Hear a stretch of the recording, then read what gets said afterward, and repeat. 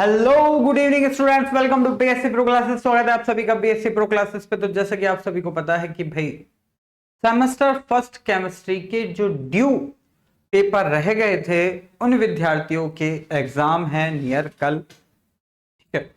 और सबसे इंपॉर्टेंट सूचना जो मैं आपको पहले बता दूं कि जो सेमेस्टर फर्स्ट केमिस्ट्री का ड्यू वाला पेपर होने वाला है उसमें जो सिलेबस आएगा वो पुराना वाला सिलेबस आएगा, न्यू सिलेबस नहीं आएगा। पहले तो इस बात को ध्यान से सुन लीजिएगा, ठीक है ना। जो पिछले साल सेमेस्टर फर्स्ट में सिलेबस चलता था वो सिलेबस इस साल आएगा।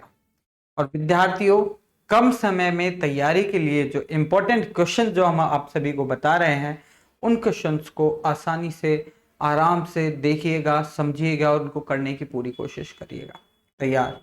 और कम समय में अगर आप इन सभी क्वेश्चनों को तैयार कर लेंगे तो ये वो क्वेश्चन है जो हमेशा एग्जाम्स में बार बार देखने के लिए मिलते हैं। और इन क्वेश्चनों की तैयारी से आपको बहुत बेनिफिट मिलेगा। ये क्वेश्चन आपको एग्जाम में मिलते ही जब आप तुरंत इनको करके आएंगे तो आप आराम से 70 से 80% तक नंबर लेके आ सकते हैं। वैसे तो 100% अगर किस्मत ने चाहा तो आप पूरा ला सकते हैं। अब वो डिपेंड करता है इन मोस्ट प्रोबेबल क्वेश्चंस पे, इंपॉर्टेंट क्वेश्चंस पे। तो चलिए बात करते हैं, देखिए इन टॉपिकों पे जो इंपॉर्टेंट रहेंगे। चलिए फटाफट से मैं आपको बता देता हूं कौन कौन से वो इंपॉर्टेंट क्वेश्चन है। तो देखिए semester first important question 2026 chemistry की। तो यहाँ पे देखिए जो फर्स्ट यूनिट है, यूनिट फर्स्ट से आपके जालक ऊर्जा इंपॉर्टेंट क्वेश्चन रहता है बेटा। जालक ऊर्जा का क्वेश्चन इंपॉर्टेंट रहता है। जालक ऊर्जा से आप क्या समझते हो, जालक ऊर्जा को प्रभावित करने वाले कारक बताइए। What is lattice energy and right about the factor that affecting lattice energy. Okay, and देखिए बैंड सिद्धांत के आधार पर धातुओं की चालकता की व्याख्या करना। Discuss in brief conductivity of metals on the basis of band theory. Stoichiometric और नॉन स्टैक्योमेट्रिक त्रुटियां। Okay, explain stoichiometric and non stoichiometric effect. और देखिए फ्रैंकल व शॉर्टकी अफेक्ट, दोनों ऊपर वाले क्वेश्चन से या तो ऊपर वाला पूछ लेगा या नीचे वाला, क्योंकि ऊपर वाले क्वेश्चन में ही ये फ्रैंकल और शॉर्ट की त्रुटियां आती हैं। ओके, तो तैयार रहना है। वान हेबर साइकिल क्या है और इसके उपयोग बताइए। और विभिन्न प्रकार के अर्धचालकों का संक्षेप में वर्णन करना है। आयनिक यौगिकों की विलेयता बहुत इंपॉर्टेंट टॉपिक है जो कई बार पूछा गया। आयनिक यौगिकों की विलेयता क्या है, उसे प्रभावित करने वाले कारक। The solubility of ionic compound and the factor affecting it. अब देखिए वांडरवाल बलों की व्याख्या करें। Explain van der Waal force. अब देखिए हाइड्रोजन बंध के प्रकारों की व्याख्या करें। Explain different types of hydrogen bond. अब देखिए प्रोटॉन बंधुता से आप क्या समझते हो, what do you know about proton affinity. अब यहाँ पे देखिए सेमेस्टर जो यूनिट 2 में बात करें, okay, previous year semester first में, तो इंपॉर्टेंट क्वेश्चंस में जैसे कि अणुकक्षक सिद्धांत बहुत इंपॉर्टेंट रहता है बेटा। अणुकक्षक सिद्धांत, हेटेरोन्यूक्लियर एटम्स यहाँ पे दे रखे हैं, कार्बन मोनोऑक्साइड, नाइट्रोसीलियम। और संयोजकता बंध सिद्धांत इसमें इंपॉर्टेंट रहता है। संयोजकता बंध सिद्धांत तथा अणुकक्षक सिद्धांत की तुलना करना। संयोजकता कोश इलेक्ट्रॉन युग्म प्रतिकर्षण सिद्धांत, फेस्पर थ्योरी। संकरण, और इसमें इंपॉर्टेंट क्वेश्चन आप सभी का रहता है। अब यहाँ पे देखिए अणुकक्षक सिद्धांत के आधार पर स्थायित्व के क्रम का व्यवस्थित कीजिए। ये जो क्वेश्चन है बेटा एज इट इज कई बार क्वेश्चन पेपरों में एज इट इज छपा है और हर साल 1-2 साल में ये छपता रहता है, तो इसलिए ये मोस्ट प्रोबेबल क्वेश्चन है, तो इसको पकड़ के रखना जरूरी है। और देखिए हेटेरोन्यूक्लियस एटम्स जो कि ऊपर भी आ गया था अभी। अब देखिए अणुकक्षक सिद्धांत के आधार पर हमको बताना है, ये पूरा एमओटी पे बेस्ड है, ये O2 अनुचुंबकीय है पूरा। जिसने एमओटी कर लिया तो इन टॉपिकों को भी आराम से कर लेगा, ठीक है। अब यूनिट 3 की बात करें तो द्रव अवस्था में जैसे मोस्ट प्रोबेबल क्वेश्चन जो आए हैं, मीसोमॉर्फिक अवस्था, थर्मोग्राफी, द्रवों का आयरिंग सिद्धांत, 7 सेल, 7 खंड सेल, लिक्विड क्रिस्टल, द्रव क्रिस्टल। अब देखिए द्रवों की संरचना का बर्नेल व स्कॉट सिद्धांत। ओके, अब यहाँ पे देखिए और ज्यादातर पूछा गया है इसमें से स्पैटिक प्रावस्था, स्मैटिक फेज, निमेटिक प्रावस्था, निमेटिक फेज, कोलेरिस्टिक प्रावस्था, कोलेरिस्टिक फेज। और द्रव क्रिस्टलों के प्रमुख अनुप्रयोग जैसे कि write application of liquid crystal. अब यहाँ पे देखिए ठोस अवस्था, सॉलिड स्टेट, यहाँ पे तो सॉलिड स्टेट में से क्वेश्चन बनता है अंतराफलक कोणों की स्थिरता का नियम, कई बार पूछा गया है, कई बार आता है। देखिए मोस्ट प्रोबेबल क्वेश्चन है। परिमेय घातांक का नियम, सममितता का नियम इंपॉर्टेंट रहता है। देखिए क्रिस्टल संरचना के अध्ययन की ब्रेक समीकरण विधि का वर्णन करना, यह भी कई बार पूछा गया है। ओके, और देखिए क्रिस्टल संरचना निर्धारण की पाउडर विधि तथा एक लाउए विधि और है, इसको अपन को आसानी से अच्छे से तैयार कर लेना बेटा। अब यहाँ पे देखिए समदेशिकता, विषमदेशिकता, तो पहले विषमदेशिकता एनिसोट्रॉपी है, वो कई बार शॉर्ट नोट्स में पूछी गई है, तो उसको अपन को अच्छे से तैयार करना है।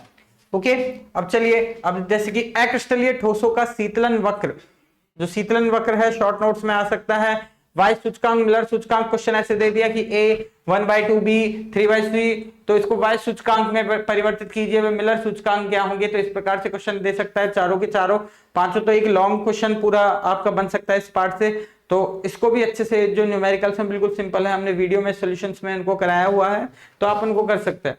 क्रिस्टल संरचना में त्रुटियां, वही ऊपर नॉन स्टैइकोमेट्रिक त्रुटियां वो आपको कराई गई है। अब यूनिट 4 की बात करें तो गैस अवस्था, तो देखिए गैस अवस्था में से गैसों के अणुगति सिद्धांत पर टिप्पणी करो, वह समीकरण की व्युत्पत्ति करो। Explain kinetic molecular theory of gas and derive their equation, हमें उसके इक्वेशंस को बताना है। ठीक है, अब देखिए सेकंड क्वेश्चन, वान डेर वाल समीकरण क्या है। देखिए ये क्वेश्चन कई बार कई तरीके से पूछ सकता है कि आदर्श गैसें अपने व्यवहार से विचलन, गैसें अपने आदर्श व्यवहार से विचलन क्यों दर्शाती हैं, वास्तविक गैसों के लिए अवस्था समीकरण, है ना, और ये पूरा कि भाई वान डेर वाल ने उन त्रुटियों को कैसे दूर किया। तो ये जितने भी क्वेश्चन आए अपन को सॉल्यूशन एक ही आएगा, अलग अलग नाम से पूछा जा सकता है। अपवर्जित आयतन वाला क्वेश्चन कई बार पूछा गया है इंपॉर्टेंट में। एक्सक्लूडेड वॉल्यूम, क्रांतिक परिघटना में देखिए तो क्रांतिक स्थिरांकों की परिभाषा कीजिए। ये क्वेश्चन तो जब भी आया था, जब मैंने एग्जाम दिया था, मुझे आज तक याद है कि भाई क्रांतिक स्थिरांक को परिभाषित करें तथा वान डेर वाल समीकरण द्वारा क्रांतिक स्थिरांकों के मान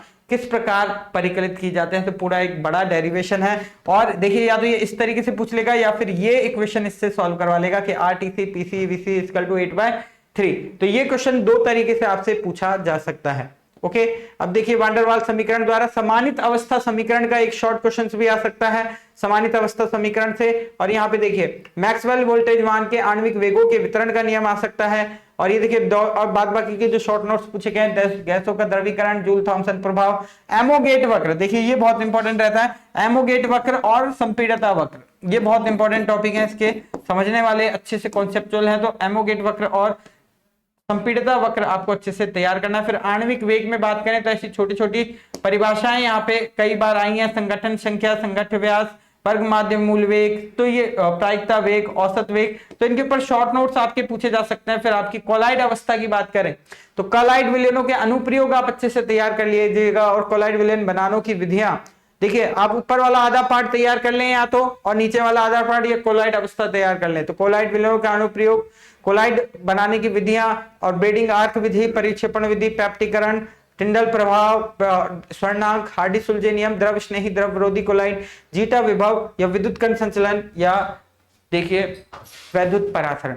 तो या तो ये आधा पार्ट कोलाइड वाला, यहां तक देखिए कोलाइड के बाद एक पार्ट डिवाइड कर दीजिए, और पूरा इतना ऊपर वाला पार्ट आप कर लीजिएगा गैस वाला। गैस और कोलाइड दोनों को मैंने दोनों को अलग अलग पार्ट बना दिया, दोनों में से कोई भी एक आप पढ़ लीजिए, या तो गैस पढ़ लीजिए, है ना, गैसों का अनुगत्य सिद्धांत, और गैस, ये जो गैस वाला पूरा चैप्टर है गैस अवस्था पढ़ लीजिए, या फिर कोलाइड अवस्था, एक दोनों में से एक करेंगे तो आपका काम हो जाएगा। ठीक है, ऐसे ही वो लिक्विड और सॉलिड स्टेट में से कोई एक करेंगे तो आपका काम हो जाएगा। और उससे ऊपर जैसे मैंने बताया MOT, hybridisation, VSEPR theory, VBT में से कोई एक कर लेंगे तो आपका काम हो जाएगा। फर्स्ट वाली यूनिट में से वान हाइबर साइकिल और जो भी पूरा मैंने इंक्लूड करके आप सभी को बताया, तो उनमें से कम 60% हर एक यूनिट का आप भाग तैयार कर लीजिए, जिससे आपको क्वेश्चन 100% उसमें से मिल जाएंगे, आप अटेम्प्ट कर लेंगे। तो स्टूडेंट्स बात यही है कि आप तैयारी करें अच्छे से, और मैं आपको बता दूं, देखिए आप मिनिमम से हर यूनिट का 60 to 70% तैयार करने की कोशिश करिए, है ना। 60 to 70% तैयार करेंगे, आपको क्वेश्चन 100% श्योर मिल जाएगा। काफी बच्चे कहते हैं कि सर आपने तो पूरा ही सिलेबस दे दिया। बेटा हमने वो इंपॉर्टेंट टॉपिक दिए हैं जिनमें से 4 या 5 क्वेश्चन बनते हैं, है ना, 4-5 तरीके से क्वेश्चन बन सकते हैं, तो इसलिए हमने वो टॉपिक इंपॉर्टेंट डाले हैं ओनली। और जिनसे कई बार क्वेश्चन मोस्ट प्रोबेबल क्वेश्चन बने गए हैं, तो हम उन क्वेश्चनों को नहीं छोड़ के चल सकते, क्योंकि हमें आपको बिल्कुल पास के करीब नहीं, पास अच्छे मार्क्स से पास कराना है ना, बिल्कुल श्योर। हम जिन क्वेश्चनों पे हैं उन्हीं क्वेश्चनों को हमने इसमें डाला है, श्योरिटी बिल्कुल 100% विश्वास के साथ कि हाँ भाई ये आएंगे ही आएंगे। तो भाई टीचरों पर, विद्यार्थियों पर विश्वास करो। और देखिए काफी नेगेटिव कमेंट्स वाले भी आपको मिलेंगे, अब देखिए जो स्टूडेंट जितने परसेंट तैयार कर पाता है वो उतना ही परसेंट आपसे बोलेगा कि भाई अरे मैं तो इतना ही करके गया, वो 2 क्वेश्चन पढ़ के जाएगा और कहेगा कि भाई अरे पूरा पेपर नहीं मिला। तो बताओ जो बच्चा तैयार ही 2 प्रश्न करके जा रहा है तो वो कैसे पूरा पेपर करके आ सकता है। तो इसलिए बेटा जितने प्रश्न हमने दिए हैं ना उतने प्रश्न आपको तैयार करके आने पड़ेंगे, है ना, उतने प्रश्न आप तैयार करो क्योंकि वो सब इंपॉर्टेंट है और उन प्रश्नों को तैयार करके जाते हो तो उनमें से आपको 100% इन्हीं प्रश्नों में पत्र में आपको इन्हीं क्वेश्चनों में से आपको मिल जाएंगे और कितना 80 से 100% तक आपको प्रश्न इसमें से मिल जाएंगे। ठीक है, तो इस विद्यार्थियों अच्छे से इन्हें तैयार करें, ये वो इंपॉर्टेंट टॉपिक हैं जो आते ही आते हैं, इन्हें हम छोड़ के नहीं चल सकते। तो एग्जाम से पहले इनको पढ़ के जाना जरूरी है और ध्यान रखिएगा, अच्छे से तैयार करिएगा और अंतिम समय मुझे पता है बट हिम्मत मत हारिएगा। जैसे ही परीक्षा की घड़ी में जो धीरज और संयम रखता है वह विद्यार्थी कभी भी असफल नहीं हो सकता। धीरज, संयम और मानसिक संतुलन के साथ जो डटकर सामना करेगा ना बच्चा, वो 100% इन ये तूफान, ये जो आंधी है परीक्षा की, ये आसानी से पूरा थम जाएगी। बिल्कुल धीरज के साथ आपको चलना है ना, संयम के साथ जो प्रश्न दिए हैं उन्हें अच्छे से लिख के तैयार करना है। हल जल्दबाजी नहीं करनी कि बस पढ़ पढ़ के छोड़ दिया, नहीं, लिख के आराम से तैयार करो कि जितना चाहे।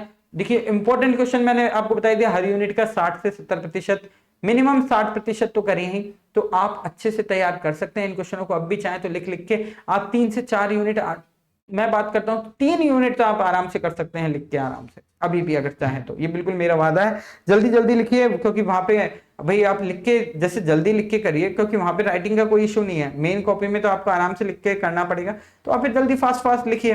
तो बस रफ कॉपी में लिख के प्रैक्टिस कर लीजिए, बट वहां पे आपको अच्छे से लिख के आना है, ठीक है ना। कॉपी में लिखने का ध्यान रखिएगा, सारे क्वेश्चन अटेम्प्ट करिएगा, तो आप बिल्कुल अपनी तैयारी पे बिल्कुल अपना दिमाग है वो मानसिक संतुलन बिल्कुल बनाए रखिएगा, तैयारी बिल्कुल बनाए रखिएगा, जिससे आपको 100% सफलता मिलेगी। तो विद्यार्थियों आज की क्लास में फिर इतना ही, मिलेंगे फिर कल आपके इसी पेपर के साथ डिस्कशन करेंगे। जब तक के लिए आप सभी को मेरा टाटा, गुड बाय, अलविदा, जय हिंद, जय भारत। चलिए।